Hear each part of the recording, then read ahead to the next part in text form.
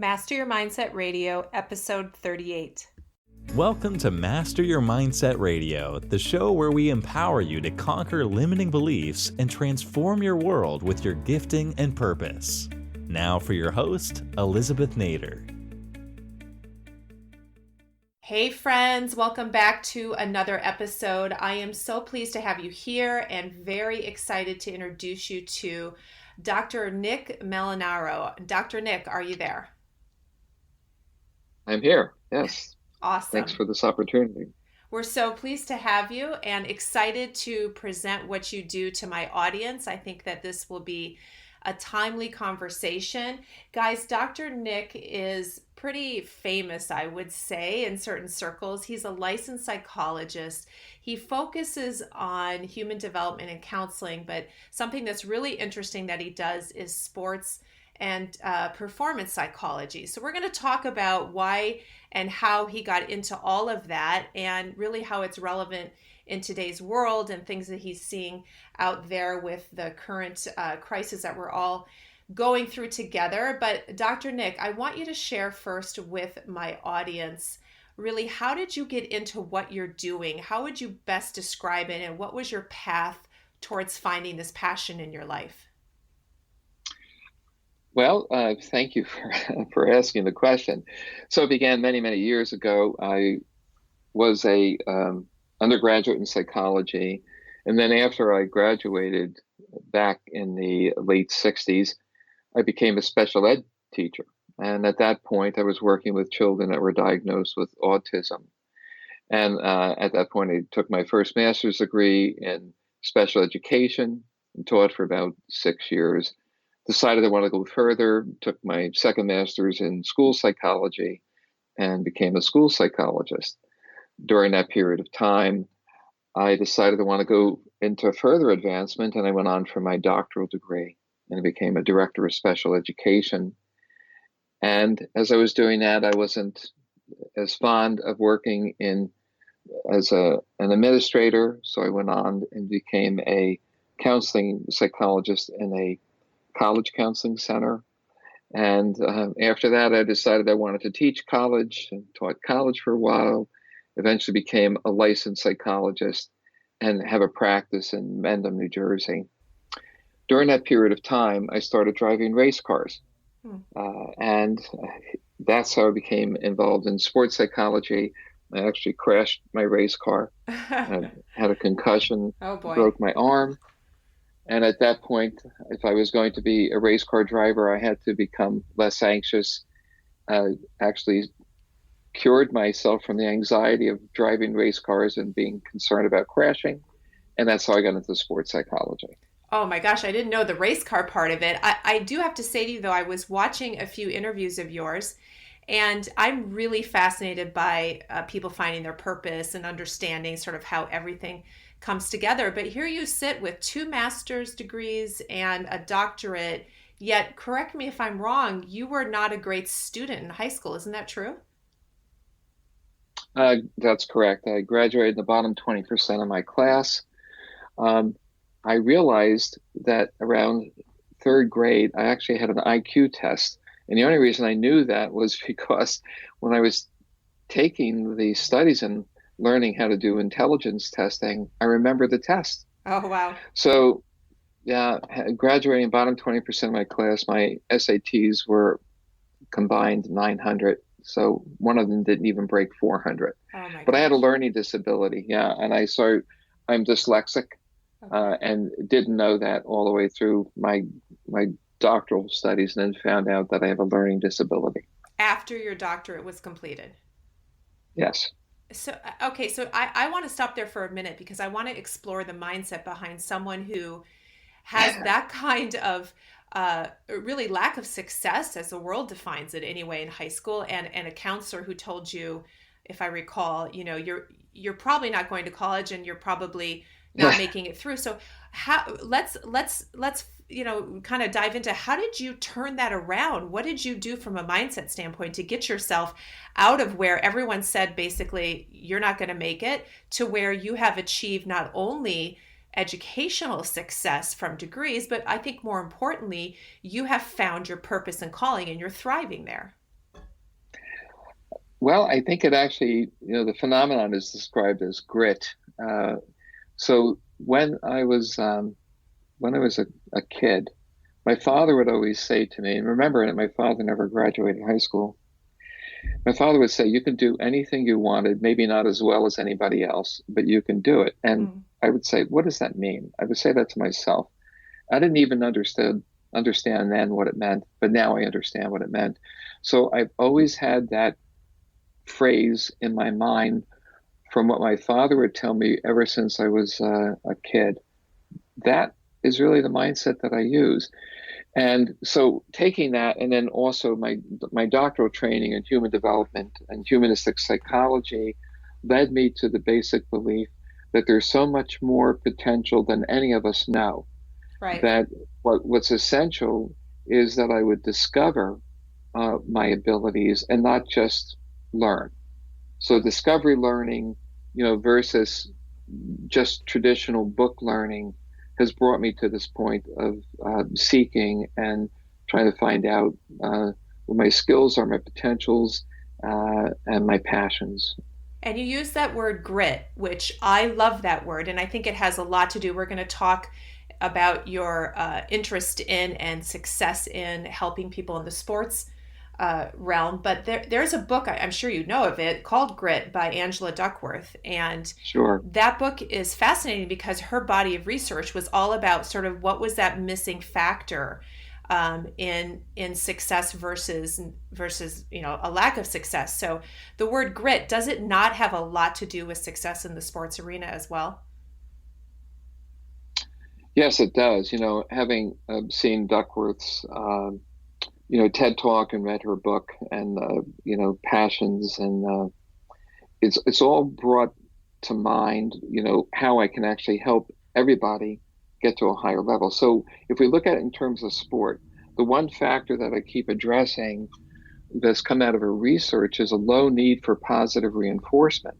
Hmm. So a lot of athletes have high passion and high perseverance, but athletes and business individuals or anyone who are performing at their highest level have a very, very low need for positive reinforcement. Passion and perseverance are the factors that are reinforcing, but they don't need to be positively reinforced as many times or as much as people that use positive reinforcement. Oh wow, that's fascinating. Okay. So if I am a parent of four children, and a lot of the people that listen to four teenagers, a lot of people that listen to me, I know are parents. So how do we teach grit to our children? And especially, let's take it in the realm right now, specifically to the sports realm, because I know that you're very involved in that, and we'll talk about why. But we are facing a unique situation right now. We have students either in high school or in college who have had their spring sports really taken from them. They've had their final season in many cases taken from them. They've now come out just as of last week, I believe it was, or this week, I think a few days ago, right? Where they said we've canceled formally spring season, and so nothing really is going to happen. So how do we as parents counsel our student athletes through that? What does it mean for them to have grit to be able to survive that loss and also look forward to still a future in something that they love, the sport that they've chosen, or perhaps even been an avenue they're going after from a college team standpoint? How do we teach that to them? Well, first of all, I think we have to work on understanding, because of what's happened is there's a grief process that everyone is going through. Grief is not just only what you had and no longer have, so losing people, losing opportunities, but it's also about what could have taken place. Yeah. So there's a grief response that people are going through, athletes, seniors in high school, children graduating from eighth grade going into high school, and then people that are graduating from college and going on to their life. So first of all, we have to demonstrate that we understand. Now, understanding is a very complex process. Mm. We can tell people we understand, but we don't necessarily mean, that doesn't necessarily mean we understand. Right. So understanding is, when you look at the phenomenology of understanding, it really requires an empathic experience of what the other person's going through. So I would say to parents that the first thing they do is have to clearly demonstrate that and not just say, I understand. One of the best ways a parent can do this, and I've given this exercise for years as a clinical psychologist, and that is on a daily basis, imagine behind your children's eyes for 2 or 3 minutes. You have 4 kids, that's a good period of time. Yeah. Imagine every day for 2 or 3 minutes what your child is going through, what that experience is like when they come down the steps or they walk into the kitchen and mom and dad, maybe there or not there, they're there now. But what's it like for them? What's it like to not be able to be close with friends, family, or in competition? That would be the first step, is to go through understanding. If you do that and you reflect that back, then what's going to happen is that there's going to be a greater bond that takes place. And the only way that people can actually have a sense of bonding and belonging is through understanding. And that's also part of my dissertation, yeah. That's more than empathy. Empathy is part of the process of it, yes, I would say. It's a great way to put it, Elizabeth. It is more than empathy. So this was part of your dissertation? Yes, my dissertation's title was Understanding. And it's from a book called Understanding: A Necessary Ingredient in Human Belonging. Yes, and so understanding was part of what I was doing in my dissertation. So the first step is trying to imagine what it looks like through their eyes. I love the way you describe that, so that we can be sort of in their shoes. That's used a lot, but this is a level of understanding that one helps you to try to see things differently, but also communicates to them that Right. you get where they're coming from. Right. It's experiential. Okay. So, I mean, we can understand in a cognitive way, right? 2 + 2 is 4. But when we actually get into what's called the phenomenology, what's the experience? So we talk about the whole mindset. What's the experience? That's what I'm trying to get people to do. And the mindset of experiential learning is to embrace in a way that goes way beyond, just knowledge. Right. It's deeper than that. Very deep. So the first step is to do that, is to step into their shoes, to get behind their eyes, to understand what, for a moment every day, what they're feeling, what they're going through, which, by the way, I think is a major shift generationally, because I adore my parents and I had a great upbringing and they had a great upbringing, but I don't think those generations before us spent a great deal of time trying to position themselves behind our eyes, so to speak, right? I agree with you. Yeah. I agree with you. Yeah. And I have to share with you, I have a son who's a soccer goalie, and, I'm a mindset person. I'm focused on that, Right. a spirit, soul, and body. This is like, so I've had some aha moments, and I appreciate what you're saying so much, because I, as a parent, as well as a mindset coach, have tried to understand the way we need to shift a little bit. And I'm, he's a goalie, so very well, that's extremely mental, right? And he called me one day from the road from a game. His dad called, and we were talking, and he wasn't doing well. And I went into mindset mode. And I said, listen, what the words that you're saying and your attitude, that's going to reflect. You got to shift right now. He was very upset. He had tears. And he said to me, Mom, right now, I just need to have this emotional reaction. Stop talking, right? Let me have my emotional reaction, and then I'll get back to all that stuff. And wow, I missed it. I have to tell you, I missed it. I missed that moment of looking through his eyes and saying, right now, this kid needs a release. So that's incredible advice. That alone right there, we could end the podcast on that. I think that we could, but that is just a tip of what you do.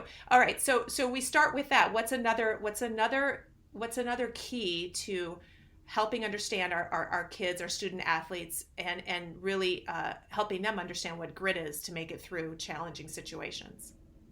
Well, so once you gather the information, through this kind of understanding, which is really an increase of your awareness. It's not enough for us to have it within us. We then have to disclose that to them. So in this process of disclosing, we become more human when we talk about the impact that it has. So, for example, you just said, "I got it. I missed that opportunity to be with you," Yeah. and now that disclosure begets their disclosures. That my mother talks about her vulnerability. My mother tells me Yeah. that she wasn't right and that she wasn't listening to me in the way I wanted her to. You now demonstrate that you're vulnerable. Nice. And so in that disclosure, it adds to a bonding. Now, as that bonding takes place, it brings the relationship to a deeper level. Humans have a need to belong. Mm-hmm. And so in Curran's book about understanding a necessary ingredient in human belonging, as you are now disclosing that to your children, the bonding is getting deeper. Yeah. And what that actually does, it it's a healing process. It actually affects your immunological system. Oh, love it. Part of what's actually happening, because there's not a lot of this kind of interaction between your children and their friends, because they're not able to see them. They need to be able to have that experience. As a mother, you know what it's like, that kind of closeness and belonging. Right. So you're now fostering this. They're now seeing your vulnerability.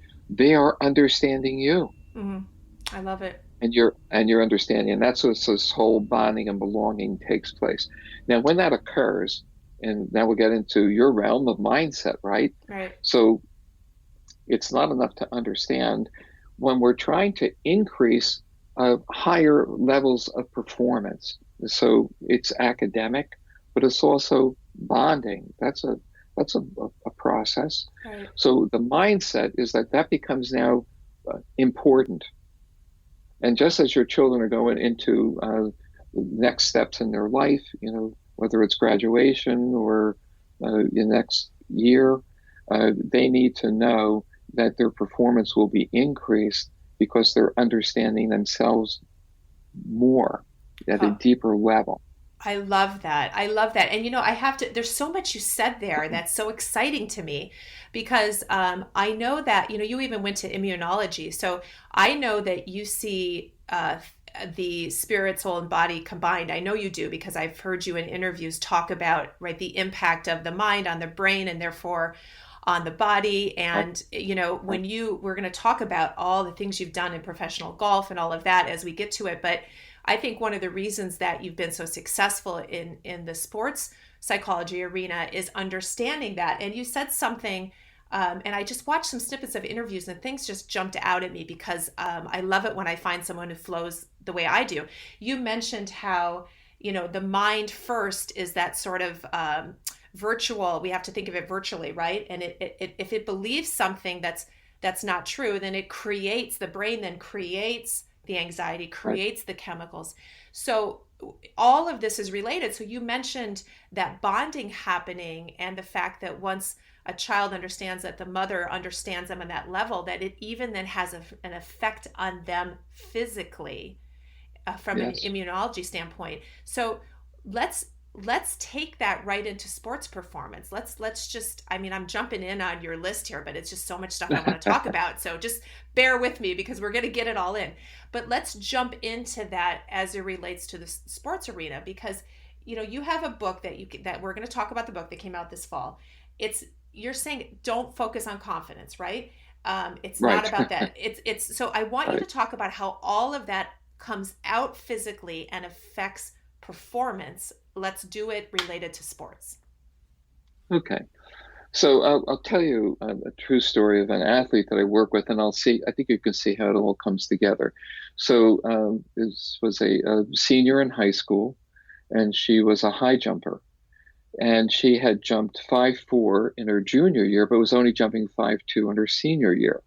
And I was seeing her a day before the county competitions, and she said her coach asked her to come see me, and I could talk with her about confidence. I said, well, we're not going to talk about confidence at all.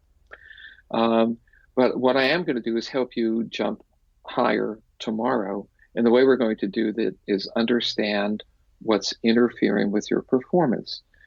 So she showed me her video, and in her video, she was going over the bar. She showed me that she picked her head up, and when her head kind of rose up. Her bottom dropped in the bar and knocked to the ground. Mm-hmm. And I said, "Oh, can you keep your head back?" She said, "Yes." I said, "Well, that's all you have to do. But I'm going to help you do that for tomorrow." And so we had about 45 minutes left in the session. I gave her imagery techniques and proprioception and got her to relax her mind and body and got her to keep her head flat. So I said, "That's what you do tomorrow." So the next day, she keeps her head back and she jumps 5'6". Mm. Now, that was 4 inches higher than she had jumped that year and 2 inches higher than a personal best in her junior year. Wow. And so what we did with her mindset was to take her attention away from her fear that she was not going to be successful. We weren't paying attention to emotions at all. Yeah. Wasn't paying attention to confidence, was trying to get her in the moment. And the mindset here was to do what she knew she could do. It was the truth. She could keep her head flat. That was the truth. Now, as long as she did that, she was able to get over the bar and she jumped 5'6". Wow. So the mindset here, is about shifting your attention from what it is that she was afraid that she wasn't able to do, shift her attention away from how she felt about what she was going to do with her performance or the outcome, and paid attention to being in the moment of relaxing her body, keeping her head flat. And that was it. And she did it. Now that's an amazing example. And I so believe in what you do. I really do. I think everybody who's serious about their athletic performance or even their academic performance, any kind of performance, can really get so much value from this. So let's take an example. Now there's a high jumper. She's competing against herself, right? In a lot of ways, because she's, yeah. Let's take the example of like a boxer. Okay. So you've got a boxer who trains. That's one of, in my opinion, the highest form of an athlete, because I feel like a boxer is so well-rounded in so many ways. But I think I see it as such a mental, even more than most, such a mental performance. So that boxer has trained. He walks or she walks into that ring. Now he has an opponent. So the training is done. The strength is either there or it's not. The endurance is either there or it's not. So now we're entering, would you say, almost wholly a mental game at this point? Oh, there's no question. Anything that is high level performance, whether we're talking about business or open or closed sports, absolutely. It's all the training is done. It's all mental. Yeah. There's just no question. All levels of performance are influenced by your mind, body, spirit connection.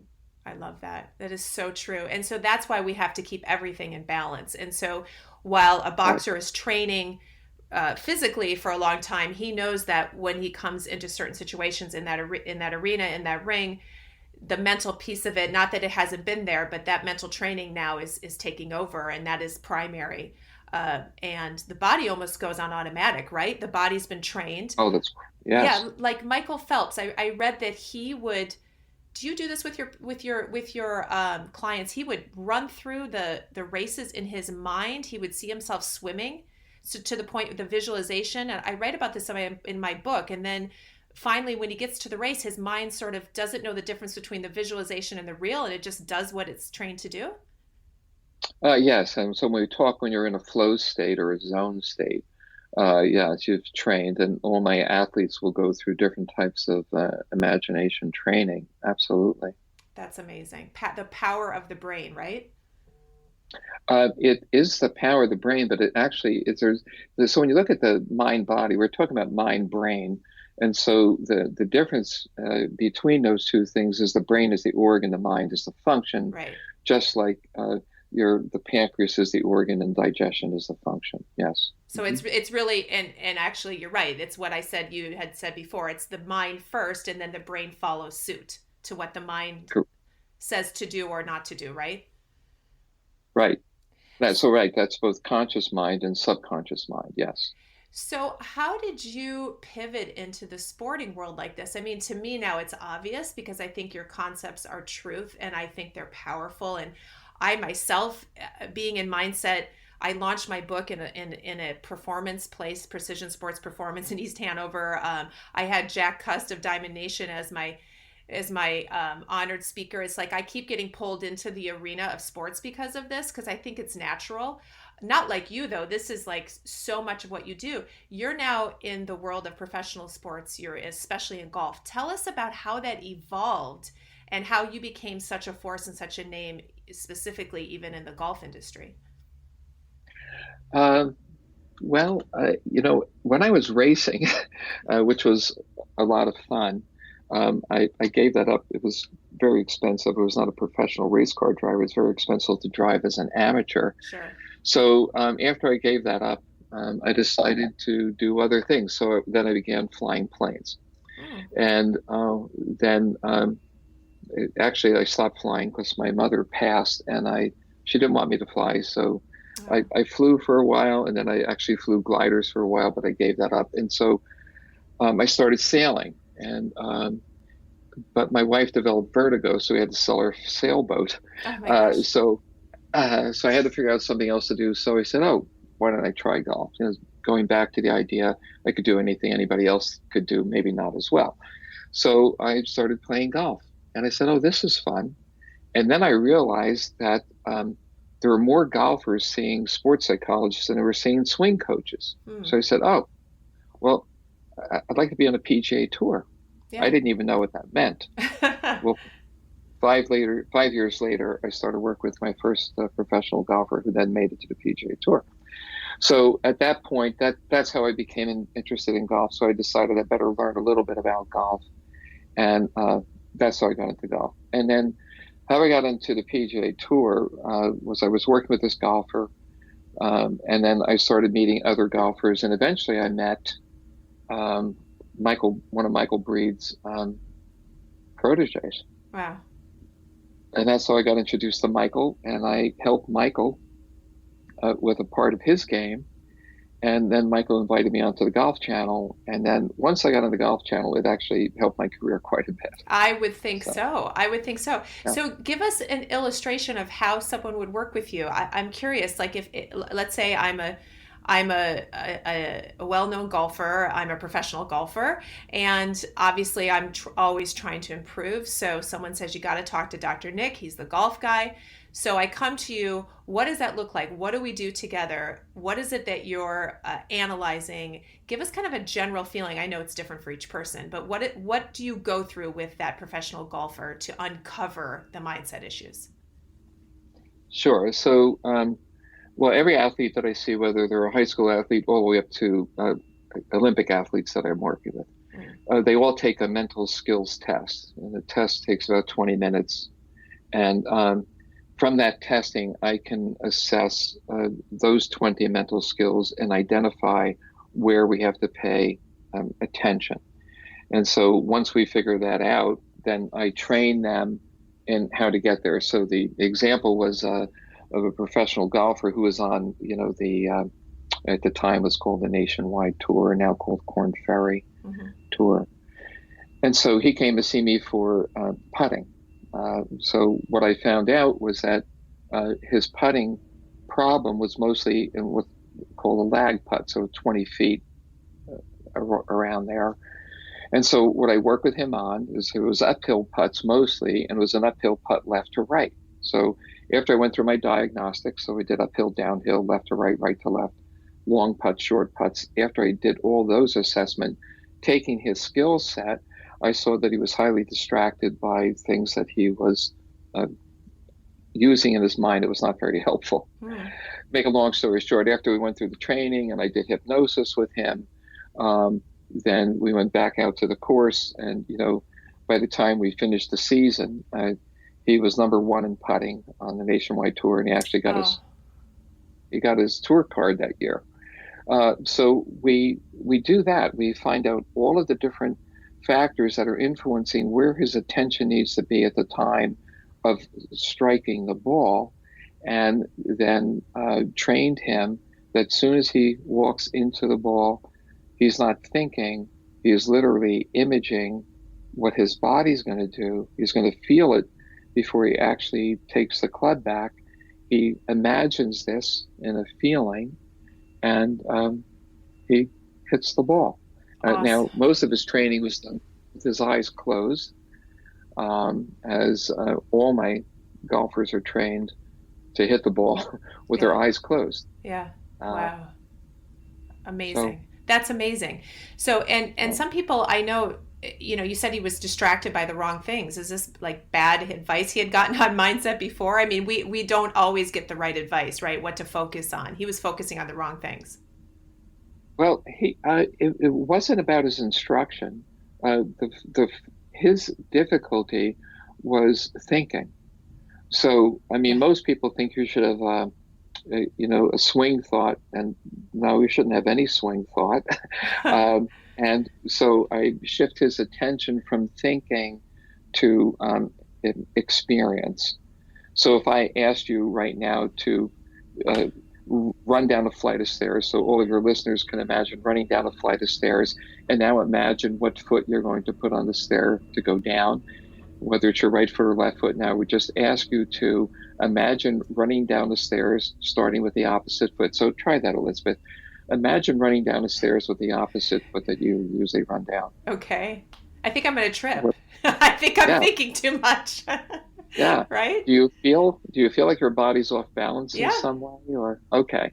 Now that was created just because I made the suggestion, and so when I make suggestions, I can counter those suggestions by giving you imagery techniques to make the opposite experience feel just as comfortable as your natural experience. That would Wow. be an example of what I would do. You said something Yeah. that's like quote worthy. You said shifting from thinking to experience. Right. So the experience is the imagery or the visualization, but also the fact that I mean, put hours and hours and hours of training and proven to yourself that there are things that you can do, but the thinking can get in the way. I'm Yes. paraphrasing as just a commoner here Great. because this is like deep Great stuff, job. right? Yeah. Shifting from thinking to experience. That's awesome. Yes. I Thank love you. that. I love that. So the golf world has embraced you. You've been working with Olympic athletes as well. Yes. So Rudy Winkler, who finished, I think, third in the worlds this past summer, he had been in 2016 Olympics, and he and I are working together. Obviously, it's postponed, but yeah, I'll be working with him. I've worked with actually some local athletes who got into the Olympic trials. Worked with slope style snowboarding, when Mm, they do all those kind of crazy tricks or yeah, the big air. So, yep. And that's yeah. cool. That's really good. What about high school sports? Can high school athletes work with you? Oh, sure. I work with a lot of high school athletes. So a lot of high school athletes are coming to see me in their preparation, hopefully for collegiate sports. So John Felito, who played for Oratory as a golfer, went on to Notre Dame, and he was graduated. He won his last event. But I work with all sports: fencers, swimmers, divers. Yeah, all sports. Lacrosse. I've done a lot of work with lacrosse players, high school lacrosse players. Actually, work with Yale's lacrosse team the year before they became the national champs. Wow. Uh, I'm working with Rutgers men's golf team. We as a helping them in recruiting. Okay. Rutgers men's golf. Yeah. So, what is your unique viewpoint right now of the loss of the spring season? I mean, you even mentioned lacrosse, so they lost their season, right? That's a spring Yes. sport. So, give me your Yeah. viewpoint from the standpoint of mindset and these kids losing out on so much. Well, so what we've done is work with them, and in their grieving. The NCAA has allowed actually the spring athletes to come back and do a fifth year Right. and compete again. So that will happen. But so a lot of the high school athletes have not had the opportunity to show their skill set to some of the coaches to be recruited into college. Yeah. So that's going to be a difficult time. So they're working through their grief, and we're trying to figure out a way so we can get some opportunities to get those coaches to know more about their skill sets. So we've worked with their grieving, and obviously we're working with the mindset, because grit's going to be an essential component so that they're not paying attention to what they lost, but paying attention to this as an opportunity to perform at their highest level. So The Obstacle is the Way is a great book because it talks about when you look at a mindset that the mindset now is that anything that's an adversity for you becomes the opportunity for you to excel at. I love that. Athletes that have lost opportunities, as a seniors in high school or college, they still have opportunities to see this as a way to prepare themselves for higher level performance in other aspects of their life, whether it's sport or whether they're going on to, for academics or careers. Yeah, I love that. And I'm a big proponent of that. I've been saying to my group, my people, my followers, since this shutdown was formally put in place, let's see this as a gift. Let's decide that this is an opportunity. And I think as humans, we don't tend to change until there's pain anyway. And so why not take it as an opportunity rather than see it as a curse? Yes, there are things that are difficult. And I think the grieving process is very applicable to a lot of what people are experiencing, even outside the sporting world, outside academics, business, just, us as human beings. I think it applies to this, but I also see it as a great opportunity. And I notice when people make that shift, how interesting it is that things in their life start to open up to them. In a world that's contracting, I'm seeing people expand. Are you seeing that as well? I'm seeing some people do that very, very effectively. Actually, I would say up until about a week ago, that I thought that many people were striving during this period of time. I think now some people are not feeling the same degree of impetus to maybe push themselves. Spring may have something to do with it, or Sure. it being protracted, not really sure what this is going to mean. But absolutely, this is a great opportunity for people to be able to reinvent, whether you're working at home or you're working together with your family at home. Yeah. So for some of the people that I know are making sure that every one of their children has the opportunity to make dinner one night a week, to plan, to do the shopping, and to do things that are like that. So this is a great opportunity to excel by using what you're describing as a mindset. Yeah, I think it is too. Sure. And I actually have felt, I've said to my husband at moments, of course I want this to be over. We're entrepreneurs and we can't wait to get back to work and for everybody to be out of this. But there are moments where I think, wow, let this not be over yet because I still have things to do that I couldn't do, right? Or that I thought I couldn't do. Right. But there can be a new normal for all of us. And I'm not referring to Right. the political new normal saying. Right. I mean how we design our lives, right? Right. No, I think that there's no reason for this to change. I mean, there will be a newness to the fact that what we've just done that was unfamiliar to us is now becoming more familiar. We're now Yes. going to have to take what's now become familiar into the unfamiliar of taking that, into something Yes. new. But it's the same process. Yeah. And you brought up something about the pain. So just address that for a second. Pain is natural to the Right. humans.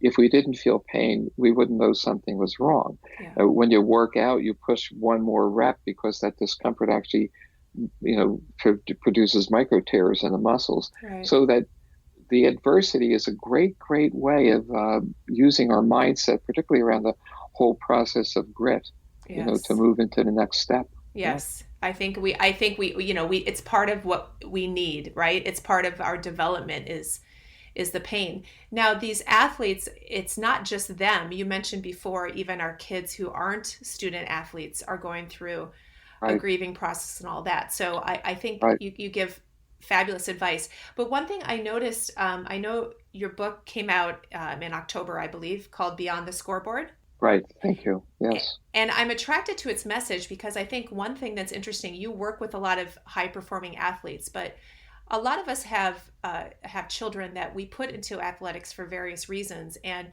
the majority of those will not even go on to play in college, and the greater majority will not go beyond college. But yet there is something to be learned. Your book talks about that, does it not, in some ways? Can you tell us kind of how do I get my children to what from playing sports is a benefit to them? How do I get them to learn the lessons that will help them in life just by being a part of sports, not necessarily that it's a path for them?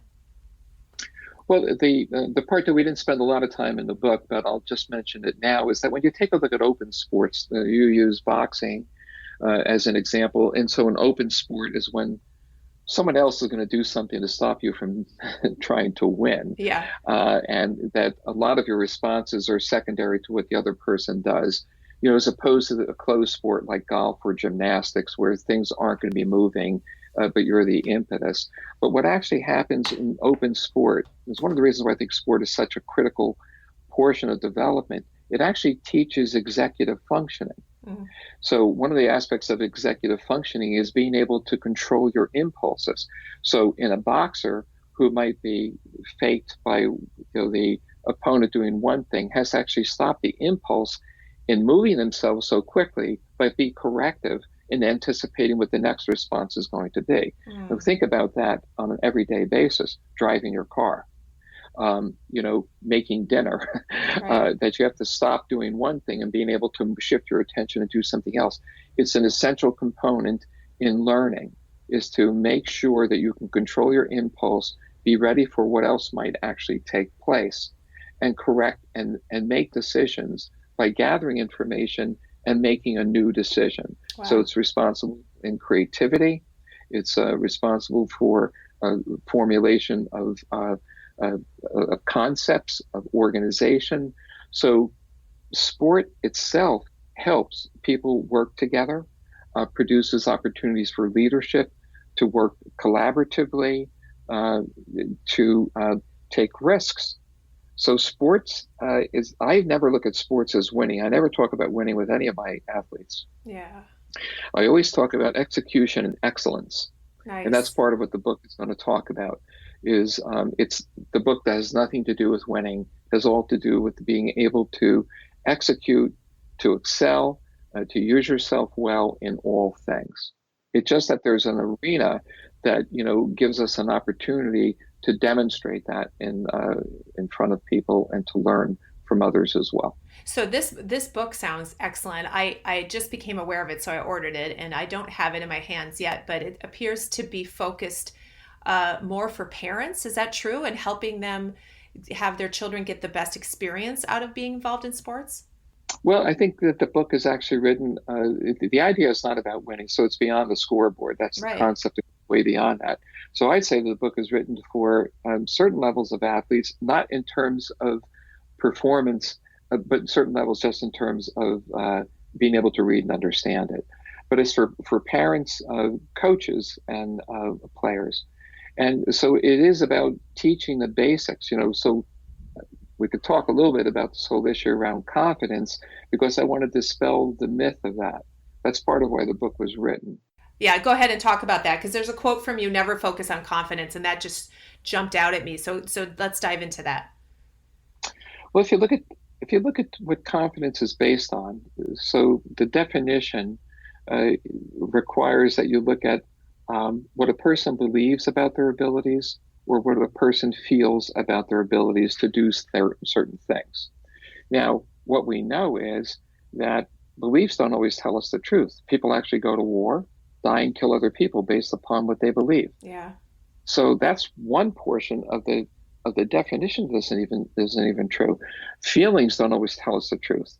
At some point, people might be afraid of the darkness. Mm-hmm. You turn the lights on, you're fine. So inherent in the definition are qualities don't even tell us the truth. Now, the other part of this is that if low confidence produces low performance and high confidence produces high performance, how do we get to high performance? Based upon what a person's believing or what a person's doing.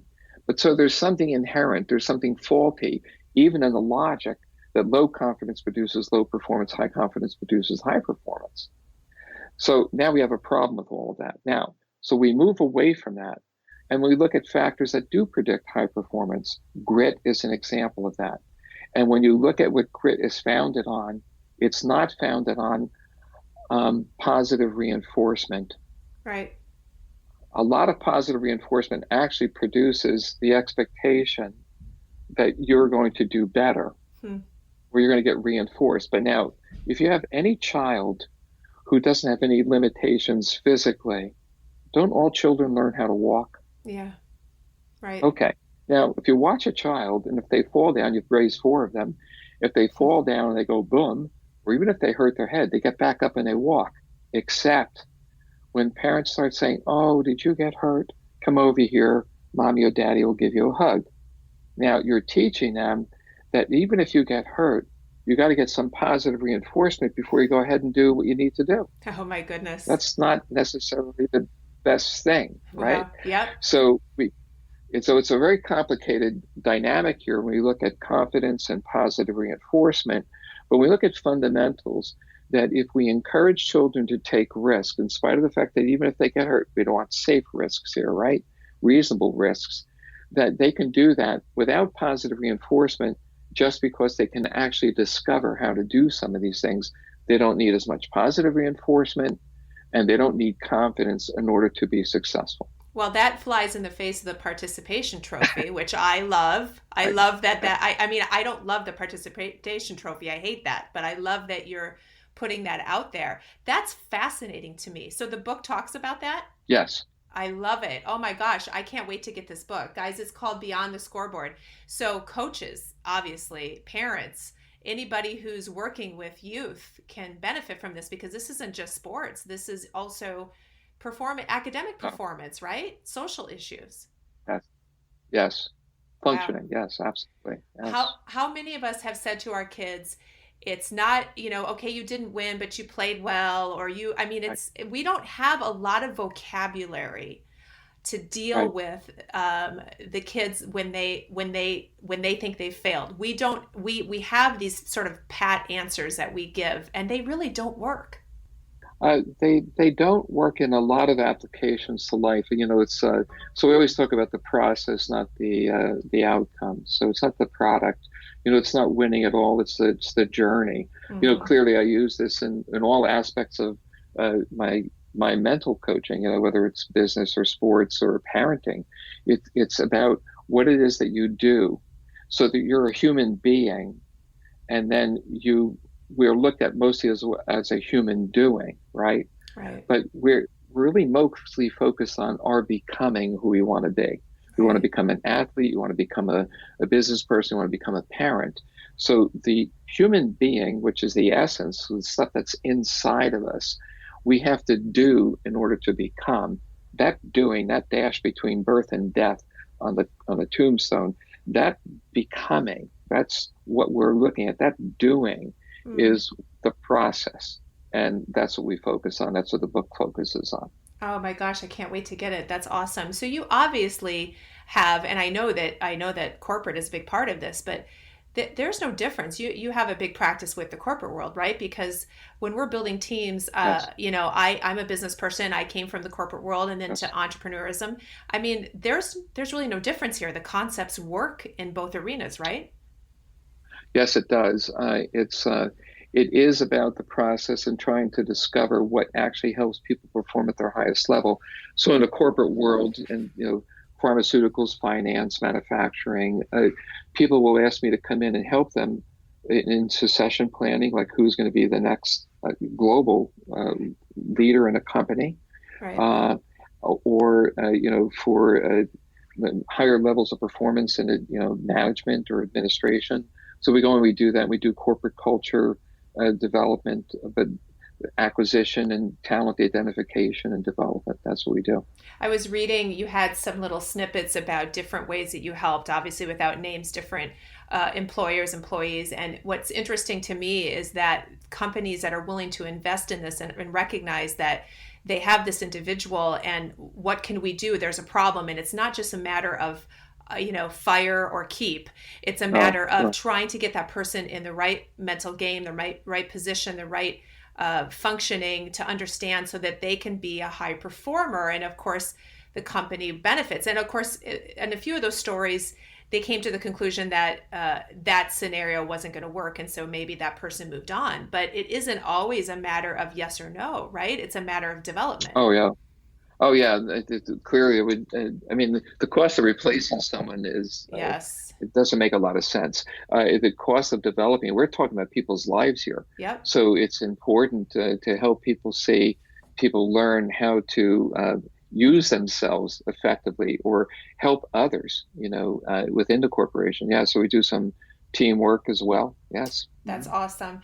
Well, there's so many things that you do, and I'm fascinated by you. I love your story. I love how you come off as this very deep, kind of quiet guy, but yet you're out racing cars and you want to go gliding. I mean, you're kind of an enigma that way. That's an interesting combination. You have a little bit of a risk side to you. Oh, very risk oriented. You wouldn't know, Yes. you wouldn't think that by reading your resume. You know what I mean? It's just a great combination. And I'm sure that the high performers especially can relate to you. You can relate to them because they tend to be risk takers. Yes, they do. That's awesome. They do. Well, I've taken up almost an hour of your time. We could honestly keep going, and I know I jumped around, but there's so much I wanted you to touch on, and I want you to share with people because we have a lot of different people that listen to this. So let's talk. Let's end this by talking about the different ways that people could work with you. We know we have the book, which I really cannot wait to get my hands on. It's called Beyond the Scoreboard. It's on Amazon, you guys. So go ahead and get that. I think right now, anything parents and coaches can do to help our kids thrive through this unprecedented time, and we just develop ways to help them really have life skills. Let's not miss that opportunity. So that's one way. But we talked about athletes, youth, more professional. We talked about corporate. Give us the range of how people work with you and the best way for them to find you and interact with you.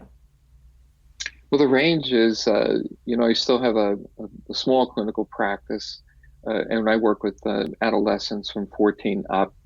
And so there's a range of all levels of skills in any sport or business. You can reach me on the web at Dr. Nick at drnickmolinaro.com. Or for those that are interested specifically in golf, it's drnickgolf.com. Mm-hmm. And the business can be Dr. Nick at performanceinmind.com. That's and the my business. office is located, yes, it's located in Mendham, New Jersey. New Jersey. So I assume you can do telework, right? People can do work with you. Okay. And that's good to know because we have people not only outside of New Jersey, but more importantly, given the situation, you're able to do what do we call it? Telemedicine, telecounseling. I don't know the right term for you. Yeah, it's called telehealth, but certainly all my corporate clients, I have so I have a global practice, literally. So yeah, we do a lot of video work, but my athletes, we do a lot of video work and certainly telehealth as well. And so you've been doing that for a while. So really this ranges from someone like me as a parent of a student athlete who wants that athlete to move into another level of performance, understanding themselves, becoming, as you say, all the way to the professionals. And then of course, in the business realm, small business to big business can interact with your skill set and however they need it. Yes, thank you very much. Yes. Well, that's awesome. I think you are a very unique, gifted individual, and I want to honor you for what you're doing. I, for one, buy into it completely. I think that what you have could actually help with everyone, especially considering the high levels of mental unwellness we're seeing out there in this world, and high levels of anxiety, and people just don't have answers. And I think that you have a lot of tools and a lot in your toolkit to help people find those answers. So I applaud you for that. Thank you very, very much. Yeah, absolutely. Absolutely. Thank you for your time, Dr. Nick.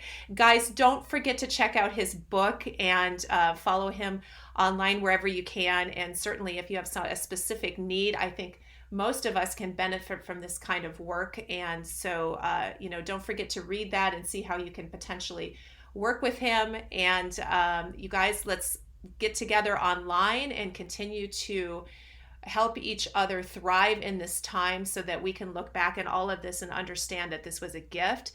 So each of you, I say God bless, have a great week, and we will see you guys all online. Thanks again, Dr. Nick. Thank you very much, Elizabeth. Thank you for listening to Master Your Mindset Radio. Before you go, if you want to be part of a free online community of like-minded individuals for support, resources, and inspiration as you conquer your limiting beliefs and pursue your purpose, go to elizabethnader.com/community. That's elizabethnader.com/community, or search for Master Your Mindset Academy private group on Facebook. Looking forward to seeing you online.